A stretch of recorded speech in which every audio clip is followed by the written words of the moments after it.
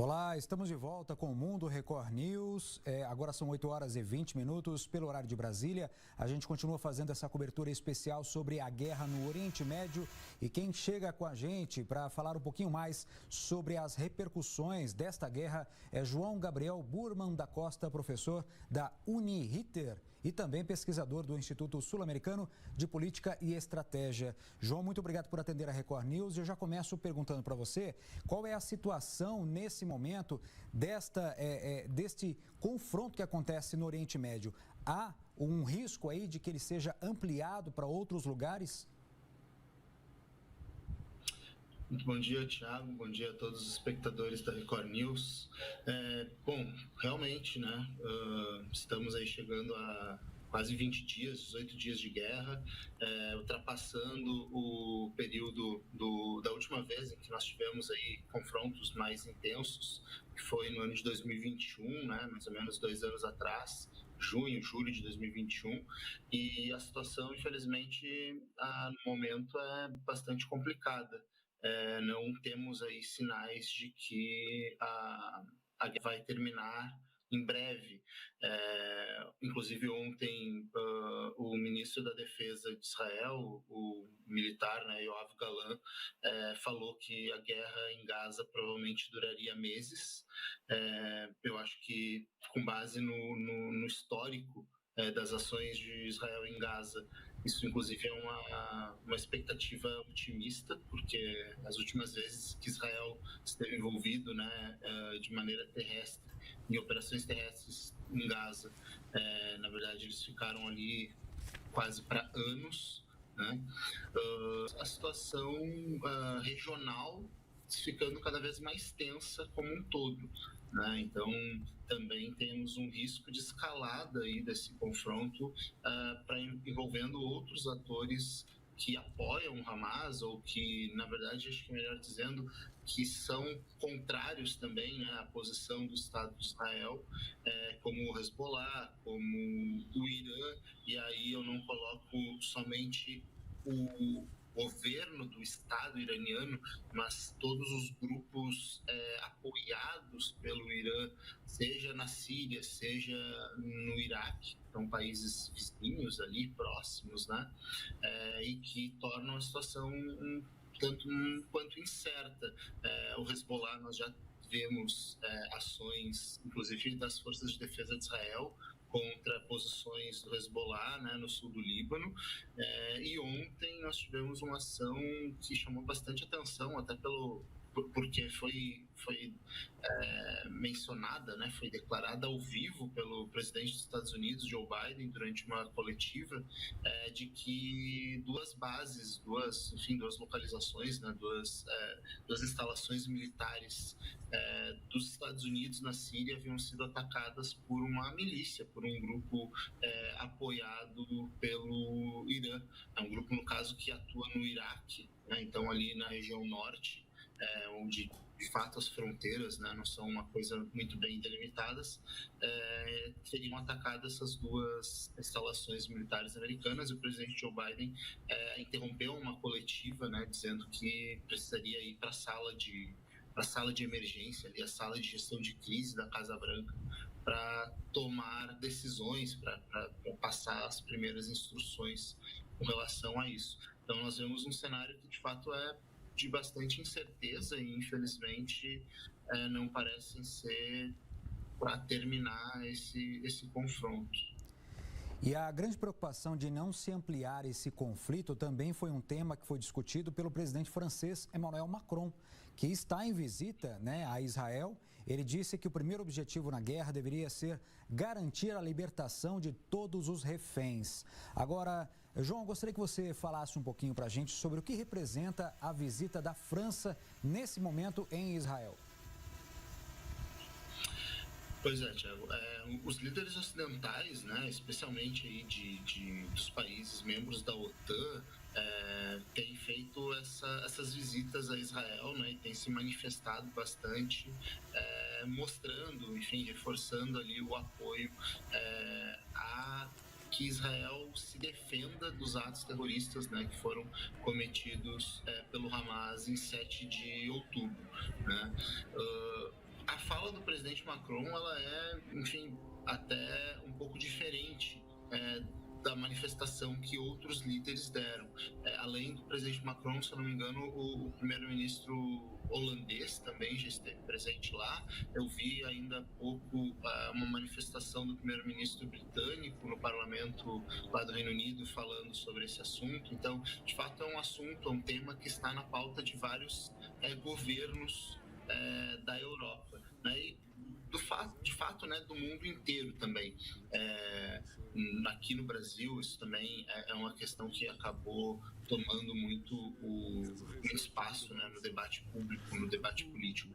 Mas acho que a fala do presidente Macron ela é interessante porque ela traz um limite que seria eventualmente viável para essa guerra, né?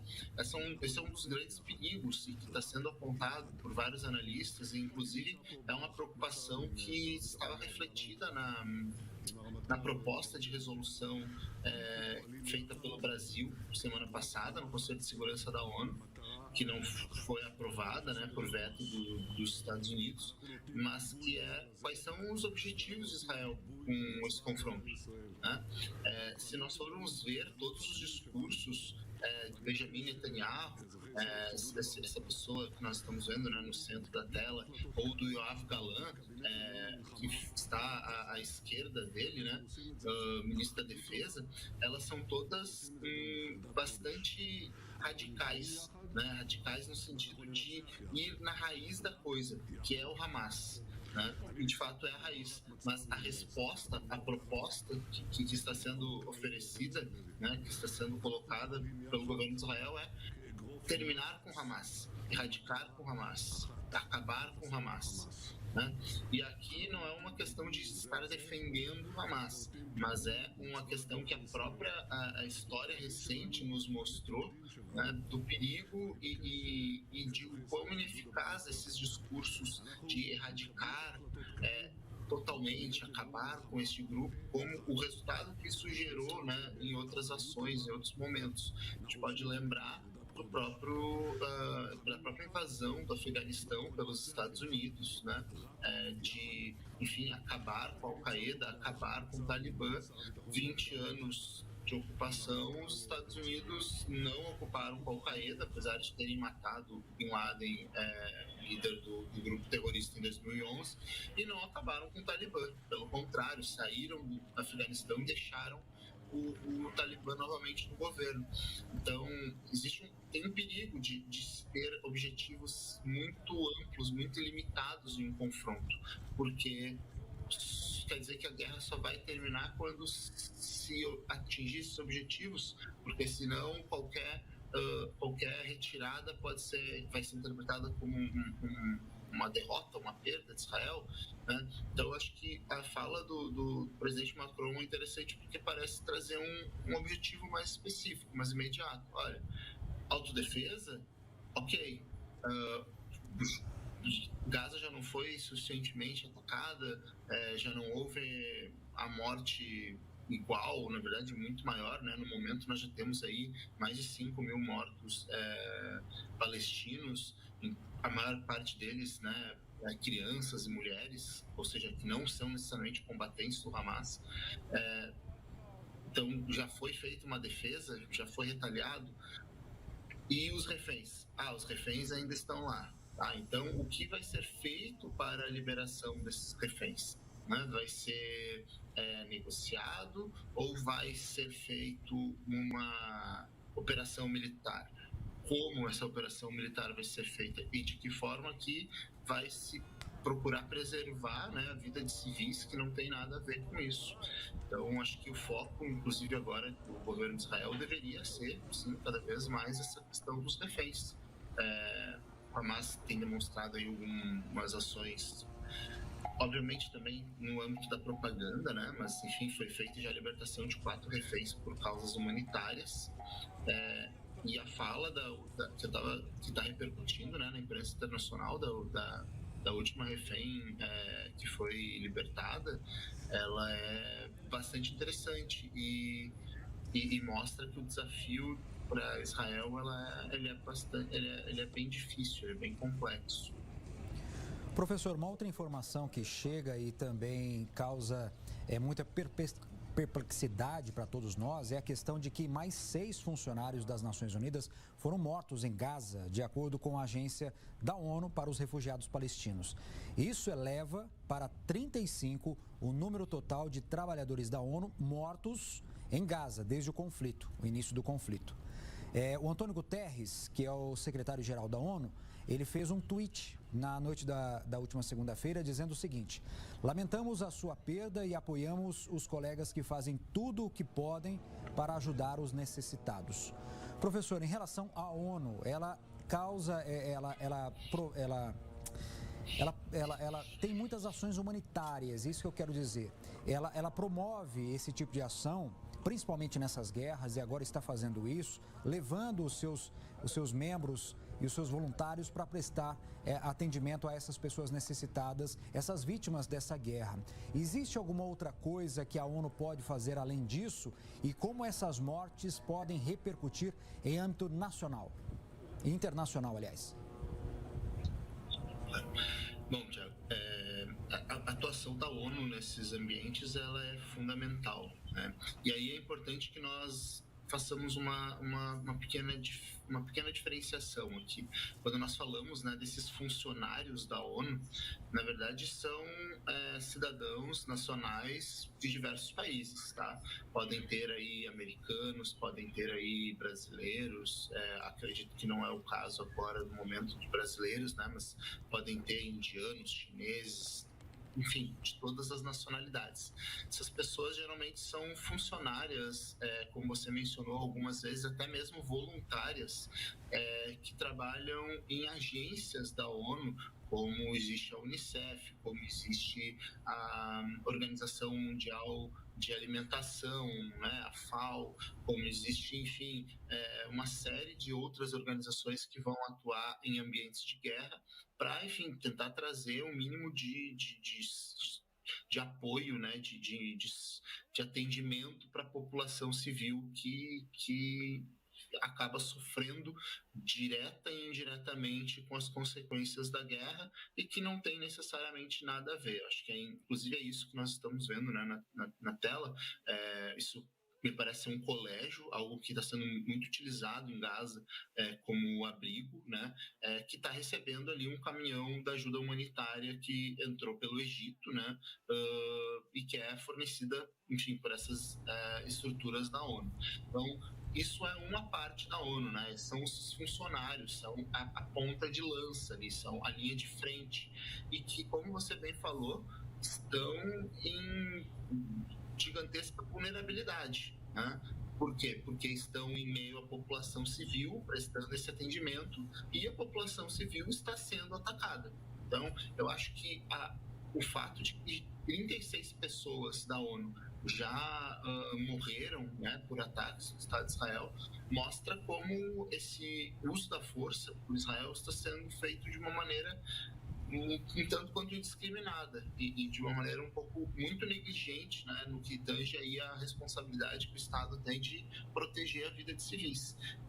Esses funcionários não estavam no meio do Hamas, não estavam ajudando a fazer foguetes, não estavam lá cuidando de pessoas que estavam reféns, né? Eles estavam em meio à população civil, fazendo esse tipo de serviço, né? Logística, de gerenciamento, de organização, distribuição de alimentos, combustíveis, remédios e tudo mais. Então, é um exemplo aí dessa questão bem complicada aqui, dessa atuação de Israel. E a outra parte da ONU, né, são os estados, são, enfim, a participação, né, dos representantes dos estados nos diferentes órgãos de decisão. Aí nós destacamos especialmente o Conselho de Segurança da ONU, né, no qual o Brasil, até o final do mês de outubro, exerce a presidência, né, e que, enfim, semana passada foi feita a proposta de uma resolução que envolvia a abertura desses corredores humanitários que agora estão ocorrendo, que envolvia um eventual cessar-fogo para proteger, né, para permitir a entrada desses suprimentos, envolvia a libertação dos reféns pelo Hamas, né? Então tinha contrapartidas das duas partes, e que não foi aprovada, né, por veto dos Estados Unidos. Foi no mesmo dia, ou na verdade na noite, né, anterior à chegada do presidente Biden a Israel, em que, enfim, os Estados Unidos passaram um sinal bem claro de que apoiavam as ações de Israel e de que eles procurariam resolver aquela situação de uma maneira unilateral, né? Ou seja, através do protagonismo dos Estados Unidos e numa negociação mais direta com os outros países ali da região, especialmente o Egito. Mas acho que uma coisa que, tentando responder a sua última pergunta, né, qual o impacto internacional da morte desses funcionários da ONU, infelizmente é muito pequeno, né? Até porque, enfim, é uma coisa, aqui não estou dizendo que é esperado, né, mas é uma atuação de risco, né? É uma atuação em que, de fato, essas pessoas, elas de maneira muito abnegada, elas vão correr, elas, né, estão de fato ali. Eu acho que elas representam uma das coisas mais bonitas, né, da humanidade, que é essa capacidade de pessoas que vivem, ou que poderiam estar vivendo nos seus países, em regiões às vezes mais confortáveis, mais seguras, irem para zonas de guerra para demonstrar essa solidariedade de auxiliar essas pessoas. Mas, infelizmente, não vai gerar tanta repercussão ou tantos impactos internacionais assim, o que demonstra também que Israel parece ter recebido uma espécie de carta branca ou de um cheque com um limite bem amplo dos Estados Unidos, uma vez que, enfim, o presidente Biden visitou o país, negou a resolução que foi proposta no âmbito da ONU, resolução essa que foi concordada, que foi aprovada pela China e que teve uma abstenção da Rússia, uma coisa que não é comum de acontecer nos últimos tempos.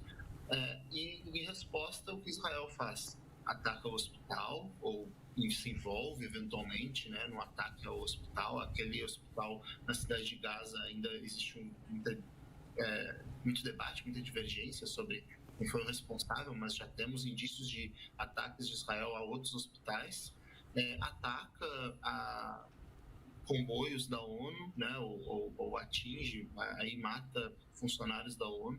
Então demonstra que não está muito preocupado eventualmente com essas repercussões internacionais, porque tem o apoio dos Estados Unidos, o que novamente acaba sendo um sinal ruim de controle ou de resolução desse confronto no horizonte de tempo próximo.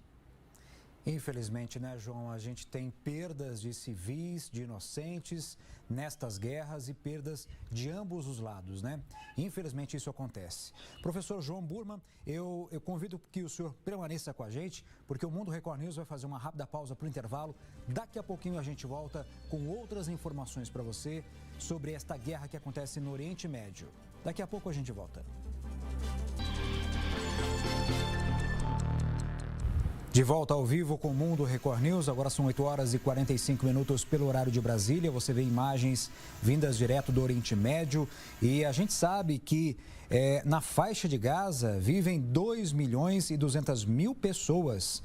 Ela tem, a faixa de Gaza, 41 quilômetros de comprimento e 10 quilômetros de largura. Um espaço proporcionalmente pequeno em relação a Israel e que vive uma grande densidade de pessoas nessa região. A área da faixa de Gaza equivale a 1/4 da cidade de São Paulo. É limitada pelo mar Mediterrâneo, por Israel e pelo Egito. E a gente continua conversando com o professor João Gabriel Burman da Costa. Professor, essa questão de viver na faixa de Gaza, como era antes, sob o domínio do Hamas, e agora a gente vê que a situação está ainda pior nessa região, não é? Sim, é verdade, Thiago. Acho que, eu não lembro quem, mas eu ouvi semana passada, né, que a frase de que Gaza atualmente é o lugar mais triste da Terra, né? Eu acho que é uma frase que tem ali um fundamento, porque a situação de vida na faixa de Gaza ela já não era fácil, né? Ela já era uma situação bastante complicada para todos que viviam lá, né? Como você falou, era uma região controlada pelo Hamas, mas é um grupo político palestino de orientação islâmica, ou seja, que tem uma visão baseada, né, na questão do fundamentalismo religioso que se amplia para a vida pública, que se amplia para a questão da política, e que, enfim, foi eleito em 2006, 2007, não se tinha eleições há muito tempo, então, né, na faixa de Gaza, para dizer sobre o apoio da população a esse grupo político. Mas mais do que essa questão interna, né, e, enfim, de eventualmente ter aí uma série de abusos, de opressões cometidas por esses co-cidadãos, digamos assim, né, que, enfim, são cidadãos palestinos, mas alguns que participam desse grupo, Gaza se vê cercada por Israel, né? Existe uma cerca, um muro, na verdade, uma série de barreiras, né, físicas e que impedem o livre acesso, o livre trânsito das pessoas de Gaza para outros lugares. Enfim, como você falou, o país, né, a região, ela é cercada por um lado pelo Mar Mediterrâneo. Existe alguns pontos de acesso em direção ao Egito, né, no deserto do Sinai, e a maior parte do território, na verdade, está cercada pelo Estado de Israel. Então, Israel controlava fornecimento de energia, controlava fornecimento de água, controlava muitas vezes, inclusive, fornecimento de mantimentos, né, de abastecimento de diversos itens. E é por isso que se fala, né, da situação em que Gaza vivia numa espécie de novo colonialismo, né, ou alguns até falavam numa situação de apartheid pelo Estado de Israel. Muitas vezes isso é, inclusive, colocado como justificativa para o motivo, né, das ações do Hamas, como se, enfim, justificasse cometer atos terroristas, né, apenas por se viver nessa situação de opressão. Eu não concordo com isso, né? De fato, eu acho que os palestinos como um todo têm muitos motivos para protestar contra Israel, né? Para não ter qualquer tipo de simpatia ou para serem opositores dessa situação em que vivem metidos por Israel e que é comum tanto na faixa de Gaza quanto na Cisjordânia, mas não significa que eles podem ou nem mesmo de que a maior parte deles concorda, né, que atos terroristas devam ser cometidos. É importante a gente lembrar, o Hamas é esse grupo extremista que, enfim, não é representativo ou não é muito representativo da grande parte de palestinos que vivem na região ou então fora, né, da região, que são, se eu não me engano, cerca de 7 milhões, né, de palestinos na diáspora, né, que, enfim, saíram da região após 1948, após 1967, estão na Jordânia, estão no Líbano, estão no Brasil, estão no Chile, né, estão em vários lugares aí pelo mundo. Então, é uma situação que, de fato, é muito mais complexa para ser resolvida, porque não é apenas, então, acabar com o Hamas, né? E como eu estava falando antes, a que custo acabar com o Hamas? Será que tudo isso que está sendo cometido por Israel, ou que pode ainda vir a ser feito por Israel, não vai gerar uma resposta contrária, levar a radicalização de mais e mais pessoas na Palestina, e daqui a pouco outros grupos políticos maiores vão adotar essa abordagem extremista, essa abordagem de luta através de atos de terror contra Israel, né? No momento, o Hamas é um grupo minoritário, é um grupo que, além de resistir e de lutar contra Israel, como eles dizem, né, uma vez que eles nem reconhecem a existência de Israel, eles precisam resistir e lutar dentro da própria comunidade palestina, né? Por serem um grupo minoritário, eles têm que conseguir causar, fazer atos, demonstrar força ali dentro, né, para que não deixem de existir. Ou seja, já é um grupo que está excluído dentro da região, mas que, eventualmente, se, enfim, Israel, né, nessa sua resposta, nessa sua defesa, causar tantos estragos ou continuar causando a morte de pessoas civis, pode levar a uma radicalização maior dessa comunidade. Enfim, e aí nós retornarmos para uma situação parecida com a que existia nos anos 70 e nos anos 80, né, em que a Organização de Libertação da Palestina tinha uma compreensão mais ampla, mais consensual com relação a atos de terrorismo ou a atos de força, né, para protestar contra Israel. Algo que mudou desde os acordos de Oslo em 94. Né? Atualmente, a orientação da autoridade palestina é da resistência civil. São protestos, são manifestações políticas, culturais, né? Mas nenhum tipo de ato que empregue a força ou que legitime uma resposta por parte de Israel. Porque a população palestina sabe que essa resposta vem, né?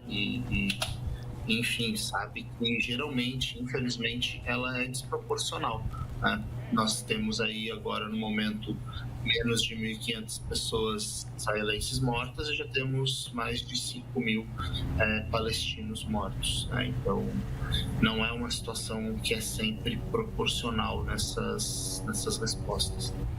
João, o ministro dos Negócios Estrangeiros iraniano afirmou que os Estados Unidos enviaram 2 mensagens ao Irã dizendo que não tem interesse na expansão do conflito e também pedindo que o país não se envolva e recomende aos países vizinhos que também não entrem nesse conflito. Nós podemos considerar essa mensagem como um alerta, entendendo que os Estados Unidos saibam da intenção do Irã de entrar oficialmente nesse conflito? Com certeza. E não estava sabendo, né? Não havia ainda ficado ciente dessa notícia, mas é uma notícia muito boa, né? Acho que traz aí uma perspectiva positiva para que esse conflito ele se mantenha localizado e que ele não escale, né? Essa comunicação de Irã e Estados Unidos, é importante dizer, não é uma comunicação usual e nem tão fácil assim, né? Porque Irã e Estados Unidos não mantêm relações diplomáticas há muito tempo, desde 1979, né, com a Revolução Iraniana e quando houve a tomada da embaixada dos Estados Unidos, né, pelo Irã e que até, enfim, vários reféns ficaram lá cerca de 10 meses. Então, não existem esses canais sempre abertos, não existe uma embaixada com escritórios e com oficiais que se possa simplesmente fazer essas comunicações. Tem que ser construído geralmente ad hoc, né? Ou para cada ocasião fazer esse contato. E os Estados Unidos, ao fazerem esse contato, né, se confirmado, se reconhecido, e imagino que o Irã não teria interesse nesse momento de falar uma coisa que de fato não ocorreu, é um bom sinal, porque o sinal anterior dos Estados Unidos, que foi feito ainda no início da crise, de mover os 2 porta-aviões para a costa de Israel, né, para o mar Mediterrâneo na costa de Israel, passavam um sinal de apoio ao que Israel estava fazendo e também de ameaça tanto ao Hezbollah, né, no Líbano, quanto ao Irã, mostrando, olha, não tentem a sorte, não tentem nada, porque eu estou aqui e eu posso retaliar vocês, caso vocês façam algo contra Israel, né? E nós vimos que somente esse sinal ele não foi suficiente. O discurso iraniano nesses últimos 18 dias ele foi mais enfático, ele também foi de passar alertas para Israel, né, para que Israel também não tentasse nada contra, por exemplo, a população na Cisjordânia ou contra o Líbano, né, ou até mesmo contra o próprio Irã. E nós vimos outras manifestações favoráveis a essa estabilidade, mas que, enfim, também acabavam sendo favoráveis ao Irã. A China moveu 6 navios para o Golfo Pérsico, né? A China recentemente anunciou, 2 anos atrás, mais ou menos, anunciou um acordo de cooperação econômica com o Irã para um horizonte de 30 anos, né, que vão ser ali mais vários bilhões de dólares, né, de investimento, ou seja, é uma relação econômica bastante intensa e importante para a China. Portanto, a China se moveu para a região, né, demonstrando esse apoio e mostrando que o Irã também tinha um aliado, assim como Israel tem os Estados Unidos.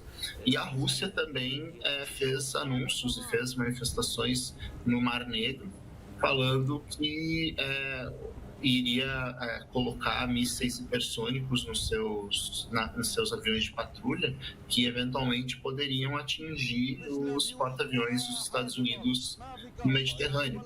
Então, as peças, né, as grandes potências estavam se movendo e a situação acabava ficando bastante incerta e perigosa. Se os Estados Unidos reforçou essa comunicação para o Irã, isso é muito importante. Nós esperamos que agora eles, enfim, passem esse sinal de uma maneira mais ampla também para os outros países. Eventualmente retirem um dos porta-aviões da região, demonstrando que está colocando forças lá somente para um eventual apoio humanitário, mas não para algum tipo de ataque maior. Devemos esperar, talvez, aí nos próximos dias, alguma movimentação em torno dessa estabilidade, que eu acho que é o que todos deveríamos agora nos preocupar. Como a gente tem percebido, né, professor? Toda a guerra abala as relações internacionais, tanto pela questão de uma nação se posicionar contra ou a favor, ou até mesmo aquela que resolve ficar neutra nesse momento. Sempre tem um abalo nas relações nessa questão. Eu gostaria de agradecer o João Gabriel Burman da Costa, professor da Uniriter e também pesquisador do Instituto Sul-Americano de Política e Estratégia. João, muito obrigado por sua participação e um bom dia para você. Eu que agradeço novamente pelo convite da Record News e permaneço à disposição para continuarmos acompanhando esses eventos. Bom dia, boa cobertura. Bom dia, obrigado e até a próxima.